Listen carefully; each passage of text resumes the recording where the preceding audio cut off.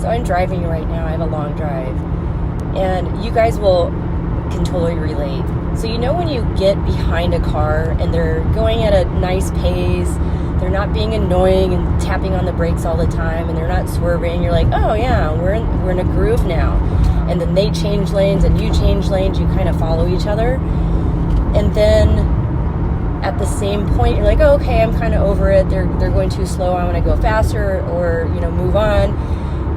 And then they notice that you've been following them, and then they're like, oh, you're leaving. It's kind of sad because you're kind of partners at that point. And it's and then you go on your way, and then you pass them, and you take a sneak peek at who was in the car, and you're like, oh, thanks for the ride.